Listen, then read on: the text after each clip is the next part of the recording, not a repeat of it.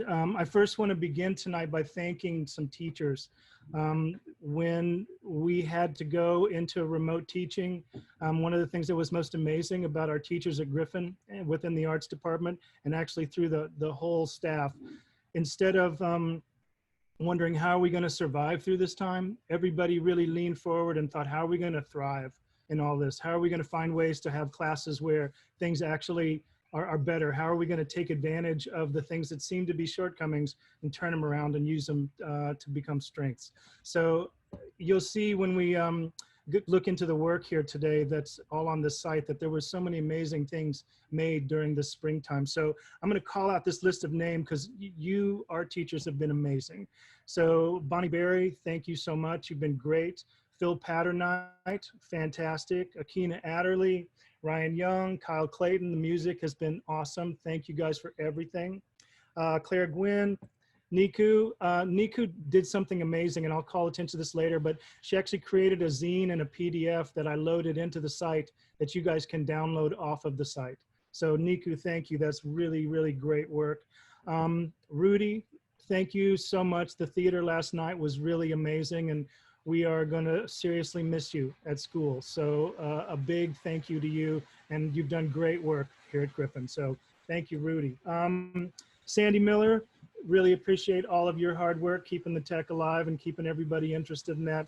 The engineering classes have been fantastic this year, and I look forward to more soon. And finally, I want to say thank you to Carlene South. She's been a dear friend of mine for a long time. She's going through some health problems right now, so think positive thoughts for Carlene. We've got some basketry on the site as well.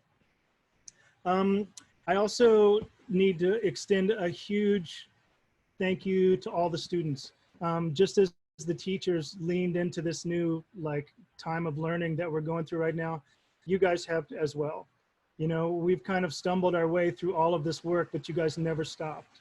And that's hugely important. Being able to use your creativity through all of the adversity, I think has been something really special. So I thank you so much for your hard work. I thank all the students actually at Griffin, our whole community, because really art doesn't happen in a vacuum. It takes a community to bring that work to fruition, and you guys have all made that happen. So thank you to the whole Griffin community.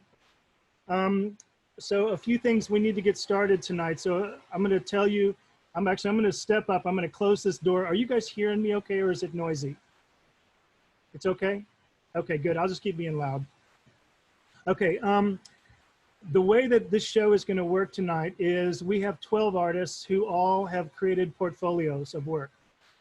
Each of those artists tonight is going to share an artist statement with you all. And then they are going to be available, since they can't be live with you to talk about their work, they're going to be available through the chat. And they're going to be available also if you have any other way to contact them and you want to ask them a question or you want to send them an accolade, you are welcome to contact them that way. So keep your chat on. I'm going to share a screen if you guys can open up another window so that you also have the Griffin Green website. If you're not on the site right now, it is griffingreen.org. So you can look at it that way. Hopefully you can navigate it well. If you get stuck and you need some help, just send into the chat to me. When you do check into the chat, and if you have a question for someone, make sure that you ask that question, state their name. So if I need to ask Sophia something, I'm going to say Sophia, then I'm going to ask the question. That way we can keep it kind of straight in the chat as to who's asking who what. I think that is about that. We're going to start with two artists who are actually on a mountaintop right now in New Mexico, and we're going to let them begin tonight. The part of the website that we're going to begin looking at first, there's a section called portfolios, and the artists that I was saying, the 12 artists that we're going to be hearing from tonight, they're all in those portfolios section. So what I'm going to do is I'm going to share my screen with you, and we're going to jump onto their part of the site, and they're going to share their artist statements. So we're going to begin with Alex Strong. Before I jump to that right now, I just have to say that I'm going to be saying this for everybody tonight. I've worked, most of the people that are in this portfolio section are seniors, and I'm already missing them like crazy because I feel like it's been months since I've seen them. The fact that I know that they're going to be, going to new places soon, it's really sad that I don't get to have that FaceTime with them. So I'm going to say that for everybody straight off. Anyway, I've been working with Alex for a long time. Let me share his work with you. I'm going to share a screen, and then Alex is going to tell you a little bit about his work. And if you have any questions, well, first go in and look at all of his work, and then ask Alex any questions that you have. So I'm going to share screens now. All right. Okay, guys, can you guys all see my second screen? Is that all working? Thumbs up, good. Okay, you guys, so here we are on Alex's work. And Alex, will you go ahead and let's do a little sound check, make sure you're live here. Is the sound good? Yep. All right, should I start reading it? Please, Alex, thank you. All right, thoughtful design speaks to my core. As someone who regularly and mindfully interacts with the world, I cherish good design. One of the most exciting experiences is when designs facilitate creation and making becomes effortless. In my own artistic practice, I strive to make my designs an extension of their user by reducing the barriers to the flow state and allowing the use of the design not as an implement, but as an augmentation. Humanity has a unique ability to overcome challenges. We can sharpen our claws, not by waiting for evolution, but by using a knife. Because of this, we are exceptional in our power to manipulate the world. With that power comes a responsibility to understand our impact.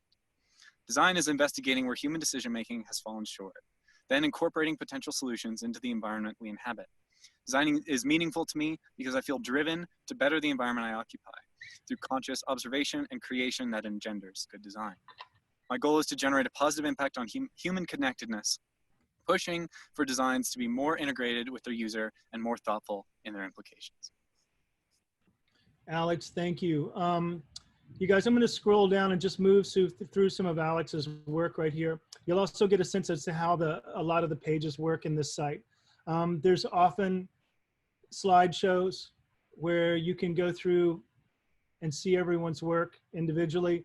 Then there's also group settings where you can see the work where it's juxtaposed against other pieces of their work, and you get to see the different connections in the way that they think about things and the way that they utilize materials. So as you move through the site, there's a lot of different ways to experience the work. In creating the site, I really tried to give as much information as I could in the artist statements. Also in some of the sections, you'll see where I have left part of the assignments in there that were the starting points for the artist. So please take your time and read through these. Alex, is there anything else that you want to add as far as your plans, what you're going to be doing, the work that's coming up for you, hopefully this summer and then after? Yeah, I would say that most of it's I think I'm branching into printing and working more with color in my work. So that should be additional to it in the future. Otherwise, I'm just continuing the work in the statement and continuing to grow and expand as an artist. Well, the work looks great. I'm super, super proud of you. Fantastic, a great body of work. And for years, you've been making wonderful things at Griffin. I thank you so much. All right, you guys, I'm gonna move down. We're gonna go down to Emily right now so that those two can get off of that mountain. I'm gonna pull up Emily's artist statement here. Emily, are you ready? Yes. Thank you. If I go to my artist statement, can you still see me? I can't see you right now, but go ahead and read because they need to hear this. Okay. Right now? Yeah, go ahead, please. Okay. There's always been an internal dilemma that I face in my mind when I think about making a film. How can I get people to see what I see? I want other people to see or feel what things feel like when they see something on the screen. If only I could capture their minds for a moment and place them right where I want them to be. But that's the thing about movies. They aren't just seen in one way. Everyone sees a movie in a different light, and the shades of the light at which they see it are dear to them. I want to provide the shadows in my films with which others can see their own shapes out of. Typically, the films I make are directly influenced by the world around me, and they're always intentional. I go into the making of a film with the message I want to convey on my mind. In my opinion, a movie that is made just for the sake of being a movie is a waste of time. A film should always have a purpose, whether it be to make people laugh or to inspire. Movies make us feel something, make us think, transform us into another world in ways that many other art platforms don't do in the same way. By transporting ourselves into this world, the world in which we actually live in is changed. If we really were able to fabricate our own existence, who's to say that we aren't the director of our own lives? My goal as an artist is to immerse people into these other worlds as much as possible, to be an influence in a way that is beyond the conscious. I want to take them on a journey while simultaneously inspiring them to make change throughout their everyday lives. I want people to walk away from my films feeling impacted and changed. For the past couple of years, for example, I've focused particularly on the subject of domestic violence and unhealthy relationships. Through my own personal experience with the issue, I have felt inspired to make films about it, to give people who previously may have not understood what it's like a new perspective, and to inspire social change. One of the films I made about domestic violence, He Didn't Mean To, has no dialogue, because I felt that visuals were a more powerful medium to use. I used intense graphic visuals of extreme gore and blood to capture the feeling of what being violated feels like, and brought all of the feelings from the inside out into the open. I wanted the audience to feel shock and that visceral feeling that cannot be described with words. During the experience and the feelings that I was going through, the thing that I instantly gravitated towards was film, and it helped me not only get through it, but also inspired me to cope through creating my art. Film is so much more than we can describe. It has no limits based on skill. It brings out emotions in us that we cannot put into words, and it's memorable. I fell in love with film with an intensity like those I hold dear, and that's why I make films, because I can't live without it. I can't imagine myself doing anything other than film. It's what I have to do. Film is not a choice for me, it's what I am. Emily, that is, I love to hear, every time I hear that, I love it more. It's really outstanding.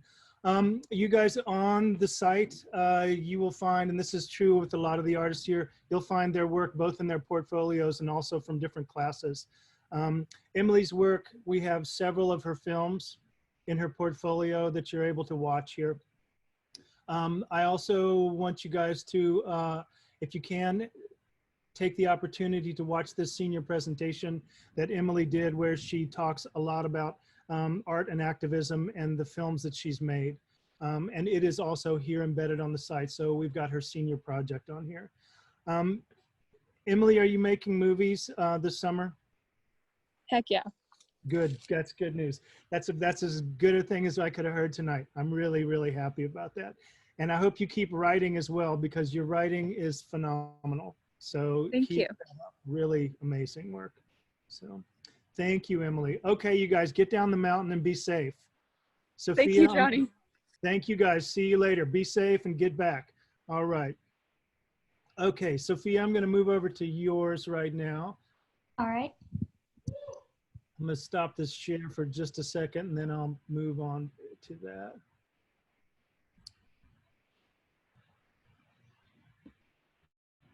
All right.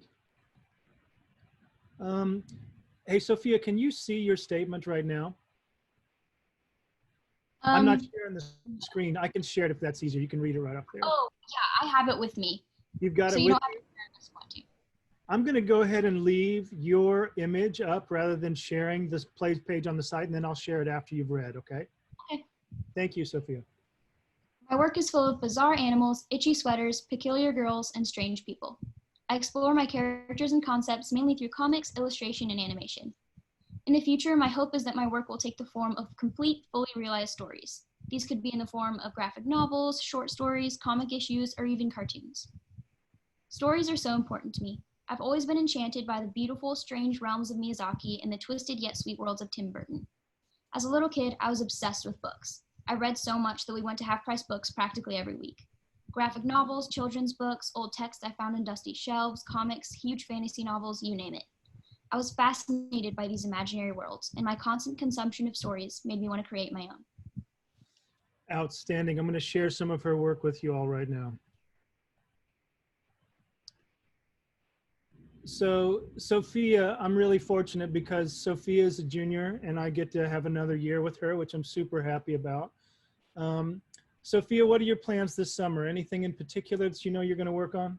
Yes, so for my senior project next year, I'm hoping to make a short graphic novel. So I want to make the story for that over the summer so that I can jump right into the art during the school year.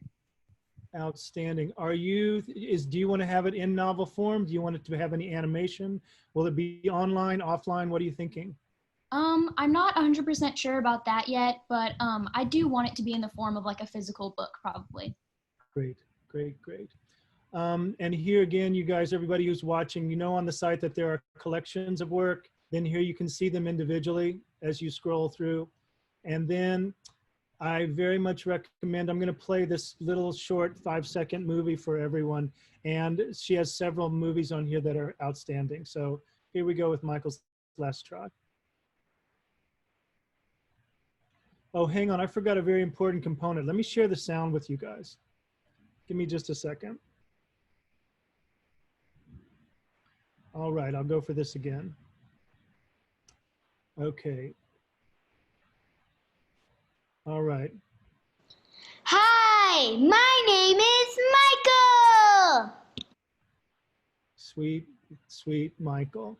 I'm going to go ahead. Sophia, do you mind if we just play through these? They're all short videos, and I'm going to play through all of these for you guys.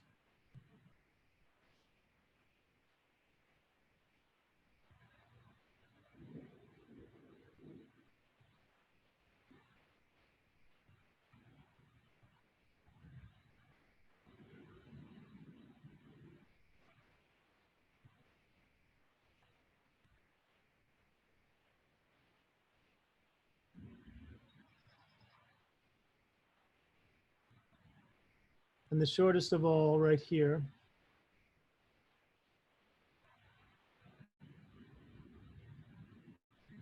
So as you have seen through Sophia's animations, Sophia, there's always something very sweet in your films, and there's always something that is not quite sweet. How do you mix those two? Do you think about those consciously, or does it just happen? I think it just happens. I just always end up incorporating like sweet and then a little uncomfortable things too. So. Something sharp, something sweet. It's always within these. So I'm so happy I get to work with you again next year. Keep drawing this summer. Let me know if you need anything, but wonderful work. Wonderful. Thank you, Johnny. Okay, next we are going to move to, Joe, we're going to go and look at yours next. So Joe, do you have your statement up there? Yes, I do. Fantastic. I'm going to have you read it, and then we'll switch over and take a look at some of the work. Okay. Hey y'all, here's my statement, I guess. Whenever I make something, I picture a moving, breathing thing, whatever that thing might be. Despite this, I was initially scared to take the leap from still images to moving ones. I knew the way something moved in my head would never line up with how it would actually end up looking. Last summer, I dove headfirst into that fear. I made a few relatively simple animations, primarily using pen and paper. Last semester, I expanded upon those small attempts to produce a series of animations that incorporate a variety of techniques. This semester has been defined by moving those small attempts into something bigger. In the future, I want to push myself to work on more of these shorts and in hopes that I can find new ways of creating animated pieces. I hope that my audience is drawn in by the often cutesy presentation of the things I make, only to be taken aback by the more unsettling elements within it. While one piece is an innocent illustration of a girl in a top hat, another is a jarring image of a fruit staring directly at the viewer. Whether I'm creating an illustration, animation, or photograph, the end goal of my work is to contrast comfort and angst.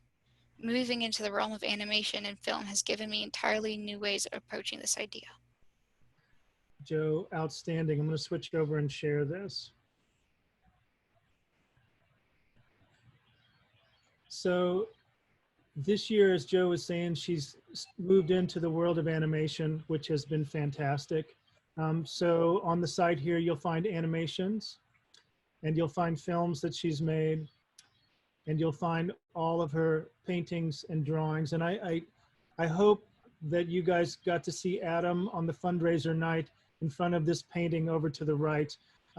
It was fantastic seeing the scale of that work and seeing that live like that. I never know what's going to come in Joe's work. When I saw this piece with LBJ the first time, it scared me. I didn't know what was going on. But the range of her work and the high quality that always comes out of each thing that she does is amazing. I included 4 different films on here that Joe's made, so please take your time to get in and watch those. Joe, can I show, we have one that I'd like to show one of them. Is there one that you'd prefer?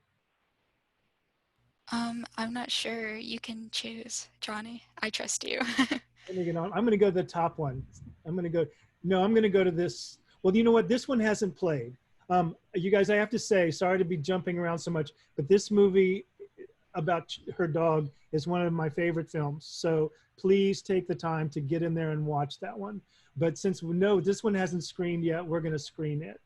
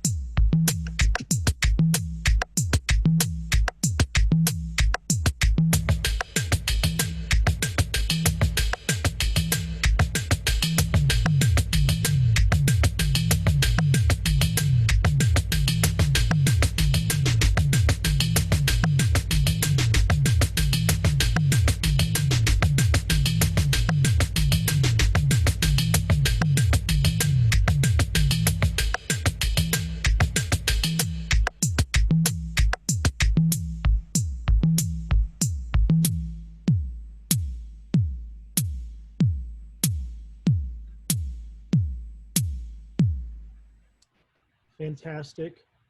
I have to say that, like, Joe and I were talking the other day, and we realized we've been working together for 5 years now, or a little more than 4 years. And I have to say, the most amazing thing about Joe is that everything she does well.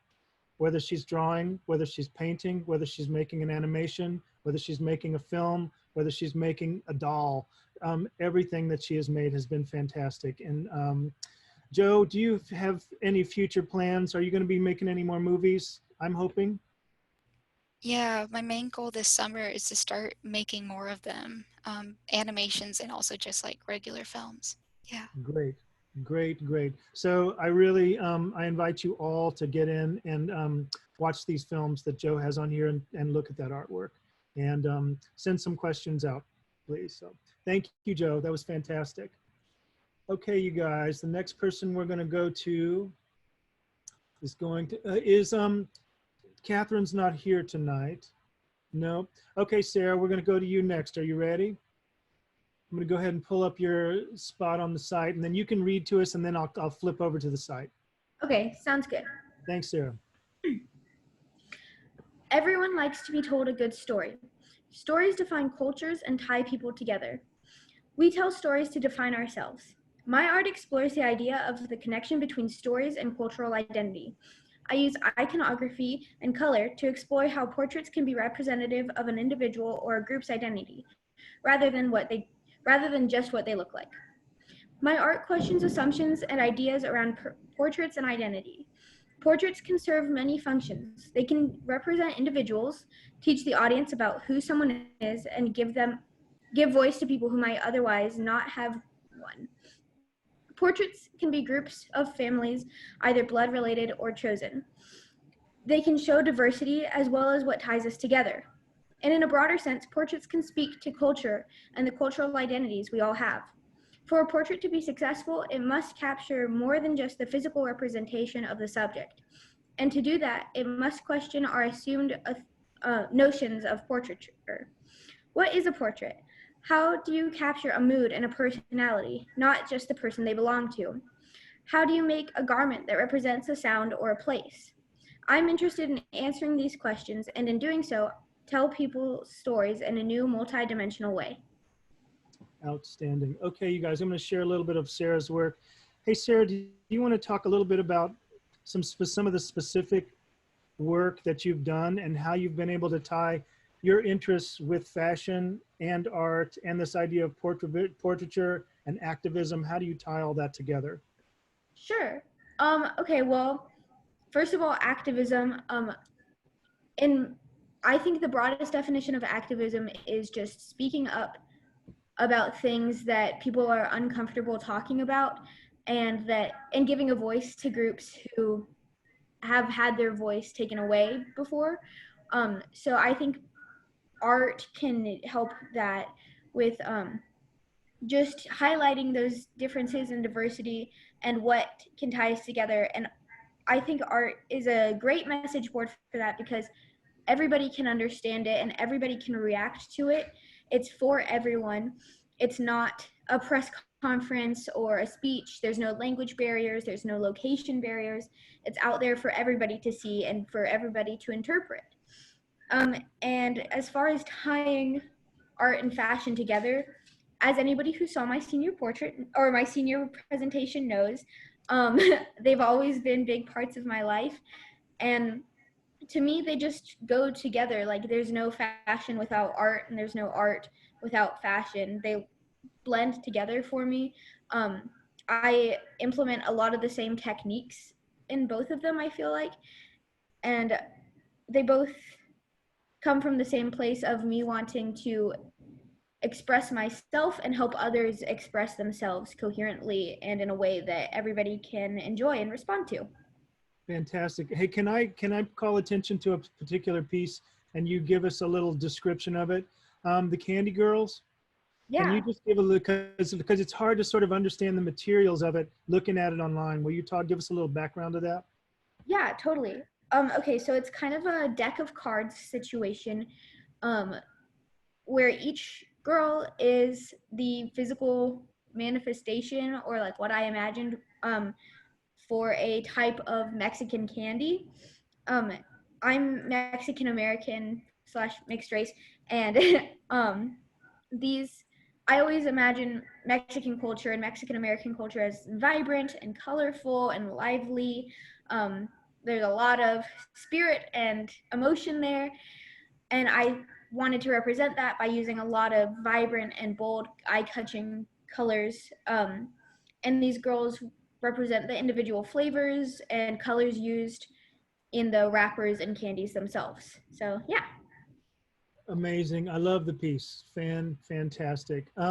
You guys also, I'm going to scroll down here quickly, but Sarah also did a senior presentation and it's embedded here on the site. So I invite you all to get in and learn about the internship that Sarah did this summer. It was fantastic. Your work, I'm so proud of you. I mean, the ground that you've covered in the years that I've known you has been amazing. Thanks, Johnny. I'm astounded. I mean, I always expect you guys to work in lots of different ways, because I think that's how you really develop your voice to the fullest. But you have gone, like, again, the range of work and the quality of work that you have made is just phenomenal. So huge congratulations and a thank you. It's been wonderful. Thank you. Hey, one other thing I want to just say to all the artists: you guys don't have to just be there to answer questions tonight. If you guys have questions for the audience here, and if you want to engage them with a question, please feel free to. Just like in our critiques and when we talk about work, we should have a dialogue going, not just a one-way discussion. So if you guys have any questions, ask them. Sarah, do you have any questions? I'm good at the moment, but I'll let you know. Fantastic. Thank you, Sarah. Fantastic work. All right, you guys, our next person, Mazzy, you're going to be up next. Are you ready? All right. Yes. Okay, Mazzy, do you have it on your screen? Yeah, I got it. Okay, cool. Okay. I make art based off of whatever I love in the moment. Whenever I find something I love, it briefly becomes the best thing in the world. I become hyper focused on this one thing. Whether it's an actress or a character from a TV show or a story, I feel a need to translate that focus into something that physically exists.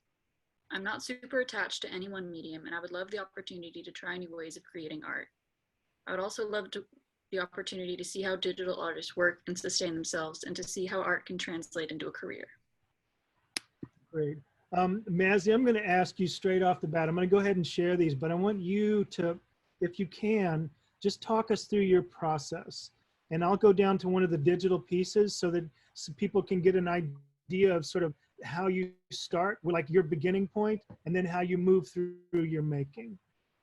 Okay. So let's start.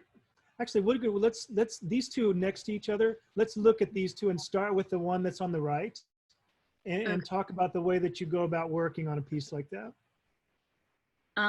Yeah, both of these are digital tracing works, but they're a bit different. The one on the right, I started with the line work, and then I traced over with the colors, and then just kind of blended and added whatever little details I wanted. And then on the left? Kind of the same with the one on the left, except just different digital like mediums. You know, when I first saw your work, I was amazed at your ability to sort of work in a digital medium, but still give it the warmth of analog work, you know, work that you just do by hand, work that you do with a brush.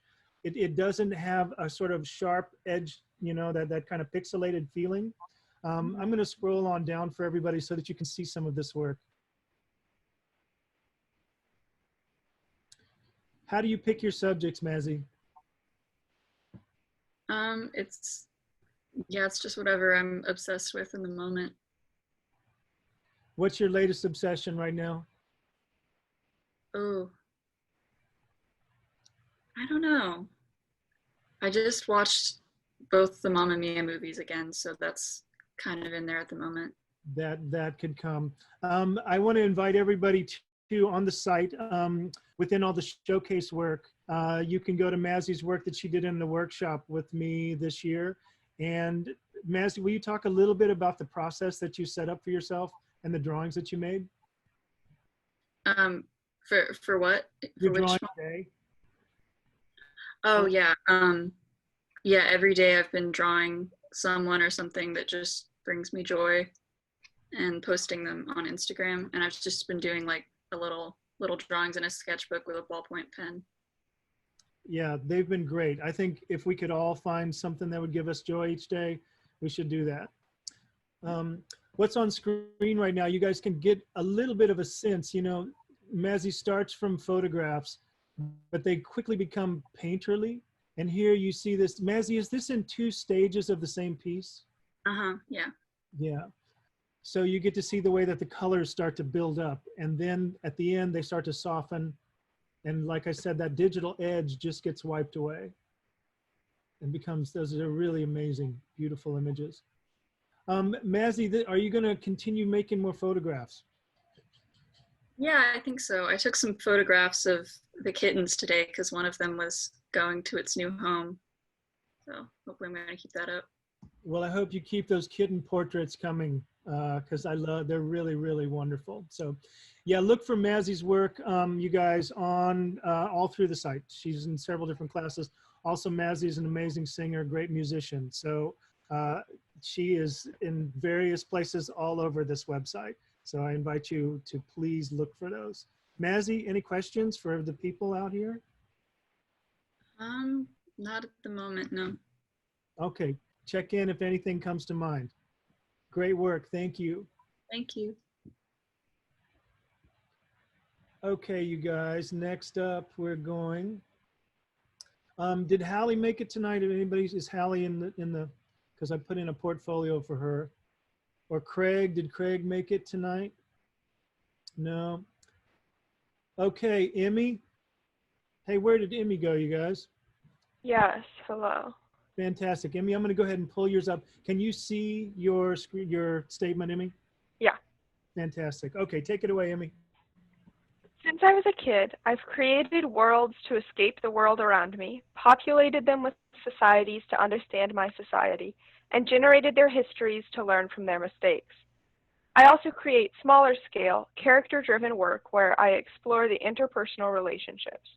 This work takes the form of short stories and novels, acrylic paintings, and scripted and improvised performances. My art helps me untangle the complications myself, and I want to use it to help other people understand themselves. I see my work developing into a multitude of stories, epic in scale but easily digestible, that people can connect to on a personal level. I want to tell accessible stories with universal themes that help others engage with the world around them. Awesome. Emmy, I'm going to switch over the screen now, but one thing I want, well, first I'm just going to give a little introduction of Emmy. Emmy's kind of a polymath. She does lots of things. She acts, she does improvisation, she writes long fiction, short fiction, poetry, she takes photographs, She writes short stories. She makes paintings. She does everything. Oh, she wrote a play with an AI this year. So, I mean, she does it all. So, Emmy, I'm going to have you, if you would, once I put the screen up, will you talk through the process of this image making and the stories and how you brought those together? Sure. Okay, let me come. We'll scroll down to this image number 1. And, you know, hey, Emmy, would you do this just to kind of get us started? Would you just read this story to us? Sure. Thank you. I can feel them aware of me, but none of them are looking at me, instead staring straight down at their work. They're tense, like animals about to be shot, but their eyes stay firmly fixed down. The light from the windows catches them from behind, making the room look darker than it is, and you have to wonder what they're working on, though they're probably not working very hard at all, knowing that I'm standing there with a camera. It would look almost generic, 3 kids studying, but it's tense and unnatural. It's 3 kids knowing they're being studied. Awesome. Okay, Emmy, will you please talk about all the parameters that you had when you were working on this project? Yeah, so something that I've always had trouble with is I've always wanted to make everything, and so I needed help kind of limiting myself. And so to start with, I just was going out and just taking pictures of things around Griffin and trying to just capture meaningful images and then turn them into exactly 100-word stories. So I think every story on here is exactly 100 words. And they capture snapshots. Some of them, like this one, go with a specific picture, and some of them are images that I drove past or saw out in the world that rather than taking a picture of it, I created an image of it with words, I guess. Yeah. So on the site, everybody, there's 6 of these little stories with these little the kind of vignetted stories and images. And Emmy, is there a particular favorite? Is there any that you like more than others? I really like the 3rd story just because it was a really intense image, and I think that I liked the way that I captured it, but other than that, not really. Will you read that one to us? Sure.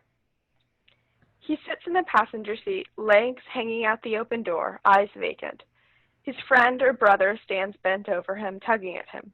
He's Dora the Explorer in a neon pink shirt and short orange shorts. He's nervous, digging through the sheets of white airbag that billow around the dashboard and his friend. A few feet away, the 3rd boy half leans against his car, long black hair and angry eyes, a gray camo shirt, a little too tall for the car. The 3 boys are gone in an instant, but frozen in time, minutes after a disaster. Yeah, so good, you guys. So I really recommend to everybody go through and spend some time with these stories. You know, I think one of the hardest forms of writing is short stories, to be able to encapsulate so much in so little.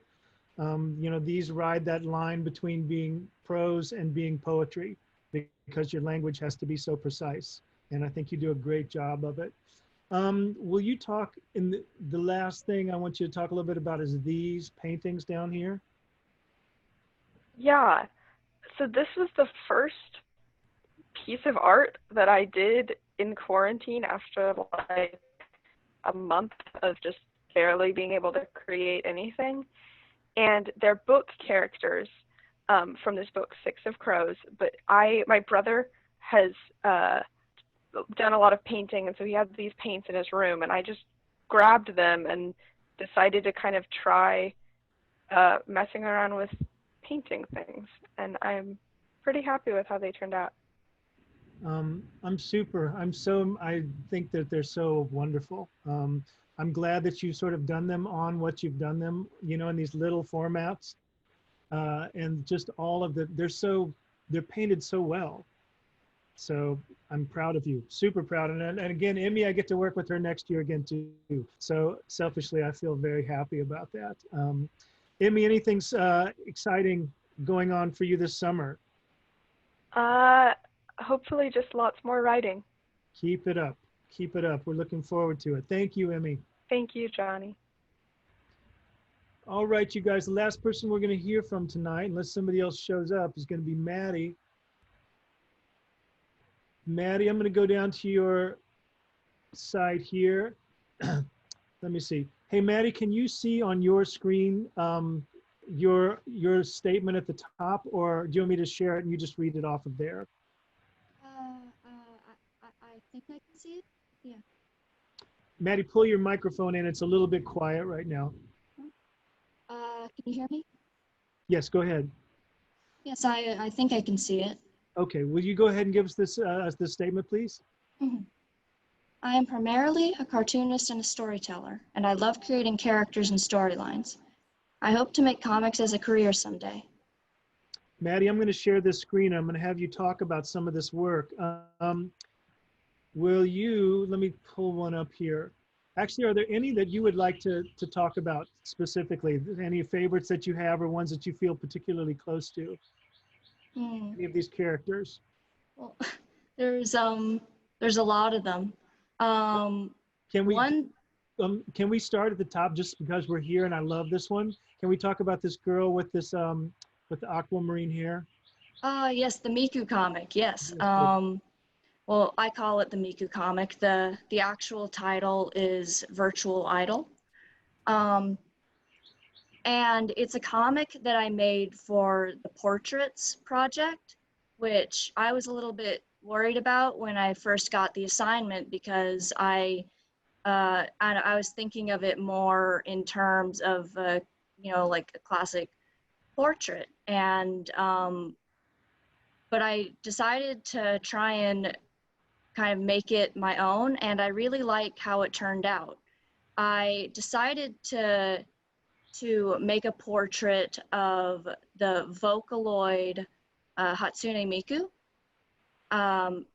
Firstly, because I couldn't think of any celebrities in the moment, and I thought it would be funny, but it turned into this thing that I'm really proud of on a deeper level.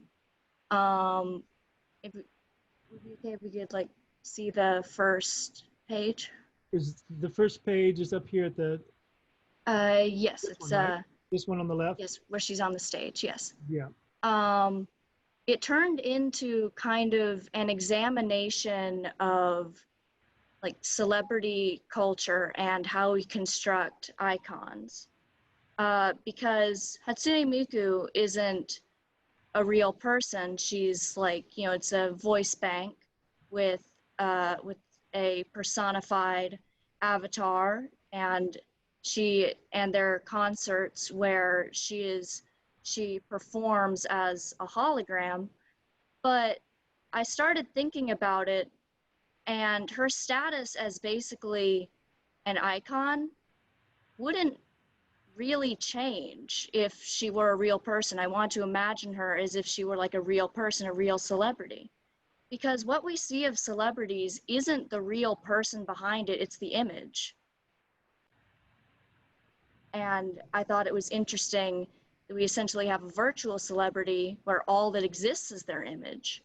So I wanted to show her waking up and, going about her day.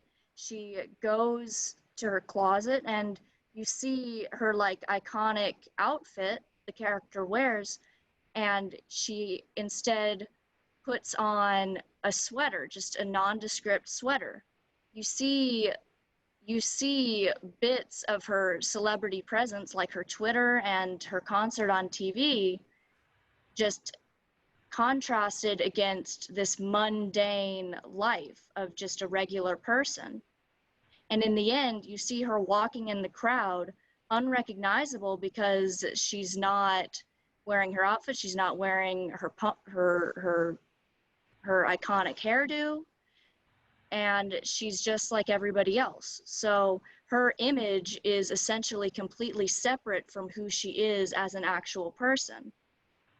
So I just thought it would be interesting to examine that idea around celebrities and like how we perceive them using essentially a virtual idol, a virtual celebrity. Maddie, that is outstanding work. I'm going to scroll down a little bit more just so that you guys, here's that traditional portrait that Maddie was not comfortable thinking about doing. And it just shows sort of the chops that you have. You know, you're able to do it, but I love the fact that you wanted to push that a little bit further and explore portraiture in a little bit broader sense and bring it into a very contemporary world. Fantastic.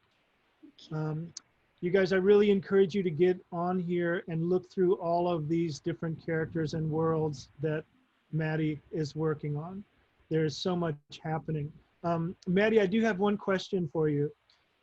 With all of these characters that you have, especially these two wonderful ones, have you ever thought of animating any, or do you like comics, just straight comics? I like comics. I don't think I'm masochistic enough to be an animator, honestly. No, I've always like adored comics. I grew up reading them, and I love comics. I always did art in such a way that like I knew like, okay, I'm not gonna be like a painter because I create stories. I believe as much a storyteller as I am an artist, and it can be hard for me to create art separated from story. I need to create stories. I need to create characters, and I care about the work that I do deeply. And comics, they're a medium that I feel like is undervalued. Like it's not seen as real art. But I believe that you can tell amazing stories, and you can create like meaningful and powerful stories and worlds. And I just adore it as a medium, and it's what I want to do. Well, Maddie, you are well on your way, and I can't wait to read the comics and hopefully graphic novels and everything that you make. Really outstanding. Thank you so much for your wonderful work. Totally appreciate it. Okay, you guys. Listen, we're actually coming up on 8 o'clock. I want to remind everybody that Griffin Green, there's all of the spring showcase. We didn't even look into any of that, but I invite everyone to get in and venture your way through all of that work. There's a lot to see. I'm going to stick around for a little while. Some of these artists may stick around for a little while if you have any other questions. I want to again send out just a huge thank you to everybody, the whole Griffin community, and especially all of you students and you artists. I really have cherished the work that we've done this year, and it hasn't been easy, but I think it's been really fruitful. You've done great work, so thank you all so much. I appreciate it, and I look forward to all that's to come.